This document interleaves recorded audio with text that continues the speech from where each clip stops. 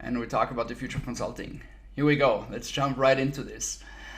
I changed 10 trends for the next 10 years to 10 insights for the next 10 years because I wasn't sure if trends is, if I have the authority to say these are trends. But what I'm going to share with you is the result of weeks of listening to people. And I think when you listen to people, that's where you learn most. Because most of the time, when you're a consultant, you know that most of the time you're talking and others are listening. So this time I was listening. I tried to listen to as many people as possible to see what are common denominators of questions, of fears, of thoughts, of worries, of foresight. Maybe you can agree that the consulting business is facing a similar reputation shift in the advertising industry. Too many people are using buzzwords to sound smart. And too many people are using methodologies and methodology terms without actually being disciplined in background, the core, the process, knowing what it is about. I've heard it so many times talking about design thinking, agile, all these buzzwords. I'm sure you've been there as well. I think that there are a lot of consultants out there who are more stage savvy and not really backstage hungry. What I mean here is that they want to have the spotlight on them, but they don't want to do the work and they don't want to actually go deeper into the core, into the meat. Fake consulting is maybe a trend word that we can use here. I don't know if that's something you can agree on. I'm passionate about you to win. So I think that the idea of supporting everyone to win is something that I really enjoy, and that's my mission with exo-one. I want to create winners. I want to create people who are in the first row and create followers because they see things others don't, and they inspire others with their ideas and their visions. I think we only have one competition, that's time. And it's not other consultants or other people doing the same thing, but it's actually time running away, because that's one thing that I learned in the last 6 years talking about exponential versus linear organization, that time is racing and we don't have time. We have a lot of problems to solve. And I think it's important to put a lot of people on the same page with the ideas of an exponential era to win the race against time. This exo-one thing, as most of you know already, is the idea of bringing people together like you. This vision, this mindset, being 5 years ahead of technology, having great conversations, content created by me, content created by you, content created by people we invite. This is something that's not me in first row and you follow. This is something that we want to create and shape together. And that's the idea also of this founding group of exo-one. The exponential organization is something that I'm talking a lot about. The exponential organization, distinguishing from the linear organization, is dealing with accelerating change. And when you read through this or don't read through this, what it's basically all about is that we have change forces, technology, environment, population. They're hitting in at exponential acceleration, and we're not ready for this. And I think that's why exo-one is so important at that time, to get everyone on the same page, to make people agree. I want to learn from you as well how we can speed up with this solutions, this problem-focused mindset, this data-driven operation, all the things that we're going to talk about in the next few minutes. Maybe it's important to start with an observation about time. So going back here, sorry, I just admitted Cyril. I would say until the change of millennia, being first with technology was the name of the game. Everything that was latest technology was hot. And that developed a lot of organization, that produced a lot of organization who were successful on that realm of making technology work for them. Nokia is a famous one, and more and more. And then the following 10 to 20 years, the first disruptors came into play. Companies who were from a complete different space. Companies who didn't grow in the same industry and outsmarted their competition, but actually companies who started from scratch or from somewhere else with no experience and no heritage. Peter Diamandis coined the 6 Ds of disrupting an industry. These are all the bad companies In Asia, that's ByteDance, Alibaba, and Tencent, and GAFAM, Google, Apple, Facebook, Amazon, and Microsoft in the Western world. And then this one happened. This little guy happened. The crisis in the past 2 years. And the crisis made two things happen. One is kind of a shock, a stop, kind of people halted. And other thing is the hyper acceleration. Things are happening faster. I think a lot of things that would happen in the next 5 years happened in the past 15 months. What we're looking at is this window of chaos, which is when you look at exponential curves, the hockey shift curve, where it hits the knee, everything that happens after that knee is chaos, because a lot of things can't be followed and understood by others. You're either steering or you're steered. And that's that window that we're at, because sometime we will have a new order, and the question is who will be shaping that new order. When we talk about the Fortune 500 companies, we hear a lot that in the next 10 years, only 50% of today's Fortune 500 companies still exist. I would go one step further. I think in the next 10 years, only 50 organizations will actually be Fortune 50 relevant. For 50 companies, maybe less, will have this major steering wall of what's happening in the world, who's responsible for what, and who's offering market spaces to develop their operations. So let's jump right into this. I think the first thing that came to my mind, and I did this presentation over and over, but that was the first one, and most of the others disappeared, but this one sticks. I think most of the consultants or business people in consultant business have to know or be aware that they are in the reminder business. The thing is, when we're in the reminder business, where we remind people on things they already know, we have to understand, why do we have to tell the same narrative over and over? Because non-adaptation is also a market signal, and that also has to give us information about what we are doing and where we're going. However, some of us, or sometimes we or consultants, come up with something new. The question is, what is something new? How can we rewire the brain, give people a new perspective on things they know or things they haven't seen before? Very much goes into the mindset of a data company. Every activity produces information. Most of this information disappears. A lot of organizations in the world are rich on data, but they're not smart on data. There's a lot behind that. How we can mine the information that we're producing with our activities and convert it into something that's meaningful for future decisions. Every innovation brings in some unintended consequences. All these unintended consequences can either be a problem or an opportunity. Falling in love with the problem and not with the solution is a very exponential organization mindset. It's about identifying pain factors, figuring out how we can play around pain factors and come up with solutions, or create a chasm of data mining to learn from the data which solutions might come into play a little later. Experiment plays a very important role when you want to create something new. Experiment as a process and not experiment as a project. Big difference. Every change delivers headwind, and it's important to understand, and that's something that I see a lot right now. Actually, the second point, is 50% of the conversations that I had were about people who have an idea about where the journey is going, have a very strong opinion.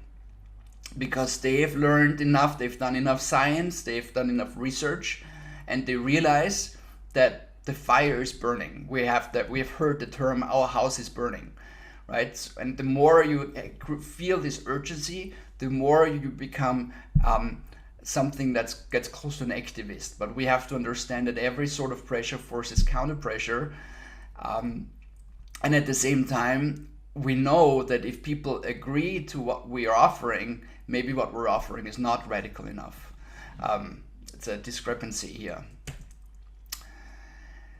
Also, a reminder, the invention of fire changed everything, right? We could change form factors, we could heat rooms, we could go to places where we couldn't go before, we could lit up places that were dark in the night, we could heat food, we could change.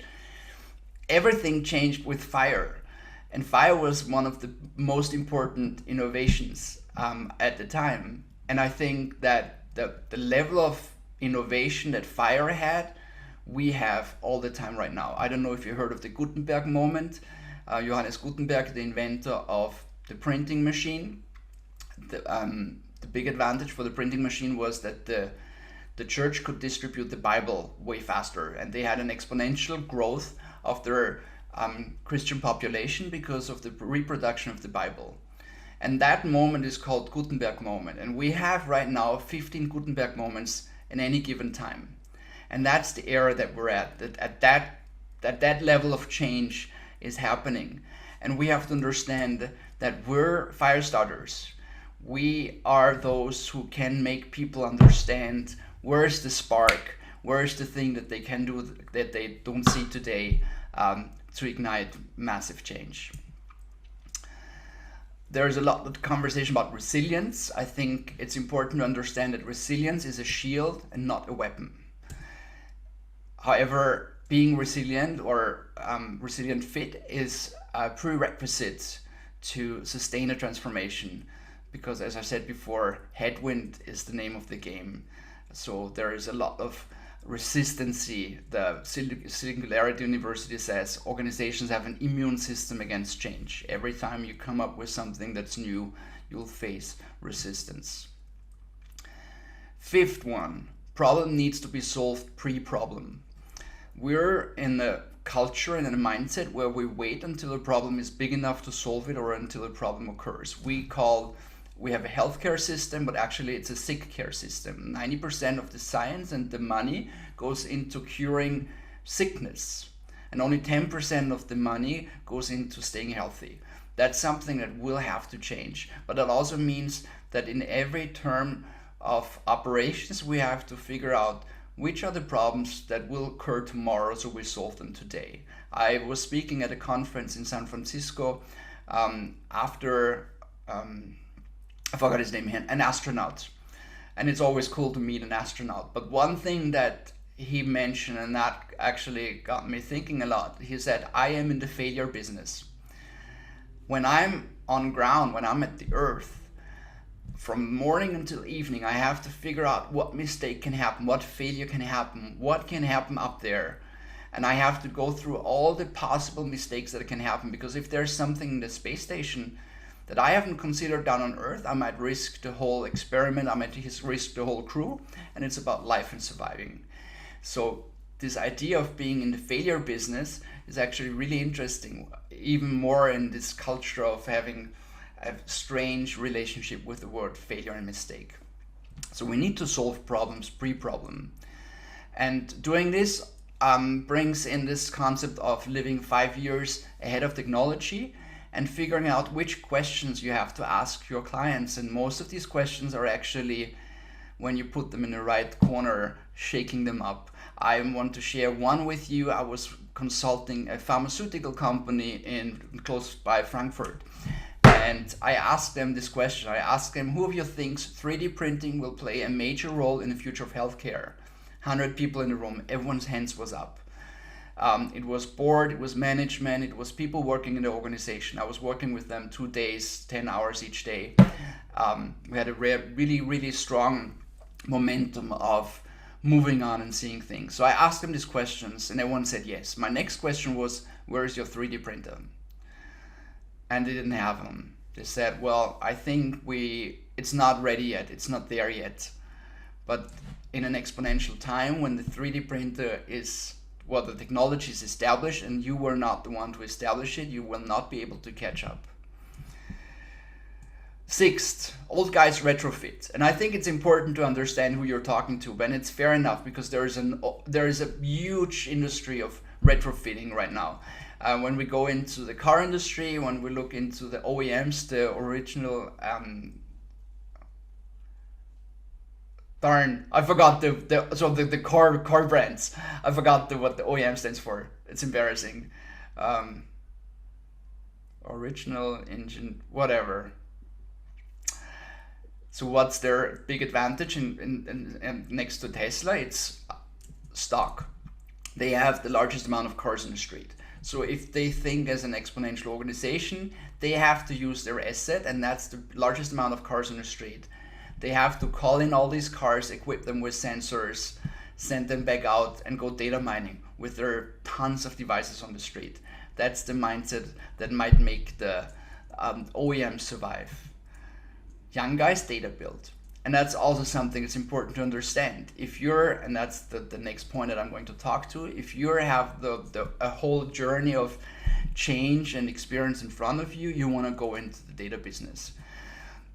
A car is a device on the street. That's the mindset of a data-driven person. That's the young guy's mindset, right? A car is built to stay in motion. It's a device on the street, so we have to make sure that the car doesn't have to stop, because that's what it's built for, stay in motion. And while it is in motion, figure out what it can do as a device on the street. Which leads me to point 7, you have to get out of the hardware business. Hardware is something that you don't want to do in the future. It's interesting when we stick with the automotive industry, because they're all mechanics, and the future of cars is not built by mechanics but by data companies. And that's why all these car companies have problems, because they have this mechanic mindset. But in the future, some of them will produce the car, but actually no one wants to produce the car anymore. There is rumors have it that there is a conversation between Apple and BMW, and that would be interesting, that BMW might be the manufacturer for the Apple car. Can you just imagine what that means for the crowd of BMW, that they are the manufacturer of the Apple car? But that's where it's going to go. You don't want to be in the hardware business. Hardware is the skeleton. Software is muscles and skin. And the Exponential organization is an organization that thinks in platforms, in operating system, and market spaces. You can't license hardware, but you can license software. There is no subscription in hardware, but there is a subscription in software. And that's where the money is. That's where the business is. 8.1, and that you can fill. There are I think 3 pillars of a successful life, company, journey, or wherever you'd like to go. And one is the calling, and that's Simon Sinek's the why, the reason, the mission, or the North Star, as we call it in growth hacking. Second one is the belonging, and that's the community. That's where you want to be part of, the tribe, your identity. And the third one is the story. And the story basically means you have to be able to articulate your thoughts, your ideas, your visions, your dreams. Otherwise, it is as if you wouldn't have any at all. And these are major pillars and aspects of also well-being, right? And for every individual, not only an organization, what's your story? What's your calling? What's your belonging? If you don't have answers to those, better figure out, because I think that's going to be crucial for let me just let Marcus into the room. That's going to be crucial for individual success, but also organizational success. The 9th one, ruthless prioritization. This idea of following through, this idea of action over vocabulary is something that Amazon brought into space. I'm going to share the definition from Amazon of ruthless prioritization with you. Ruthless prioritization means putting emotions aside and realizing all that matters is reaching the end goal and fulfilling the internal or external customer's needs. That's ruthless prioritization. I think that's something that's really, and to me at least, important and great learning from, I don't want to worship Amazon, but they're doing a lot of things that are really, really interesting. I think it's important that we know that we shouldn't bend ourselves, because the more we bend ourselves, and that's something that I've learned from John T., they're dealing with the skills of social intelligence. And they say we bend ourselves all the time, but we always attract who we are. And if we bend ourselves into a different version, that's what we attract as well. And we never feel comfortable with that, what we attract.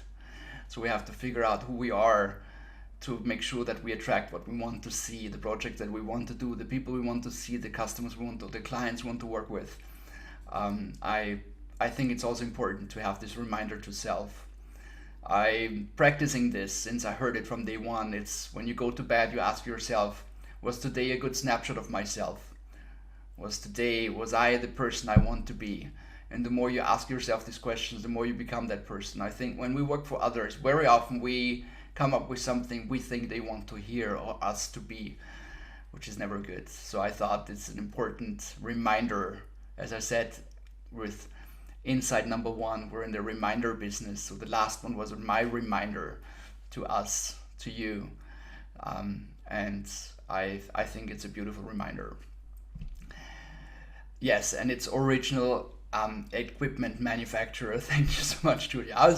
I'm nervous. Like, this is for me a total first, and giving this presentation in front of people who are a lot better in what they're doing than I am feels almost a little arrogant. But I hope you enjoyed these 10 ideas and these 10 visions about what we're doing and how we can make it more relevant for the people we work with.